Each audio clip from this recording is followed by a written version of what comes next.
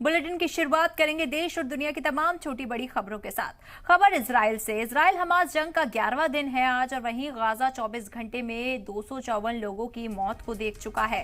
Israel के 286 फौजियों की मौत हुई है, तो वहीं इजराइल के हमले में 562 अफराद जख्मी हुए हैं। महलूकीन में ज्यादातर ख्वातीन और बच्चे हैं, तो वहीं गाजा में इजराइल का हमला लगातार जारी है।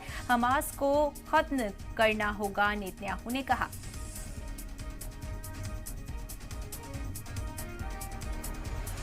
तो देखिए, इजराइल हमास जंग का 11वां दिन है आज, तो वहीं गाजा में 24 घंटे के अंदर 254 लोगों की मौत हो चुकी है।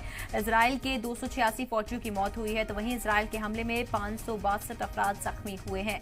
महलूकीन में ज्यादातर ख्वातीन और बच्चे हैं, तो वहीं गाजा में इजराइल का हमला लगातार जारी है। हमास को खत्म करना होगा, नेतन्याहू ने कहा।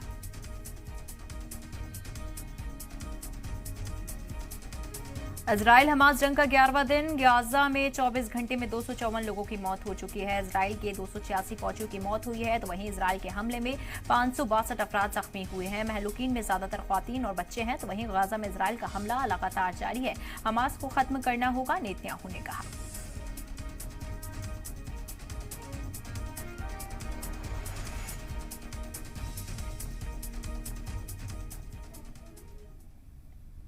कल अमेरिकी वजीर खारजा एंटनी ब्लिंकन और इजरायली पीएम बेंजामिन नेतन्याहू की बैठक के बीच तेल अवीव में रॉकेट हमले का सायरन बजा, जिसके बाद दोनों ने करीब 5 मिनट तक बंकर में पनाह ली। यूएस इजरायल की मीटिंग के दौरान बजा हमले का सायरन, तो वहीं अमेरिकी वजीर खारजा और नेतन्याहू की मीटिंग चल रही थी। मीटिंग के दौरान तल अवीव में हमले का सायरन बजा। दोनों लीडरान ने 5 मिनट तक बंकर में पनाह ली।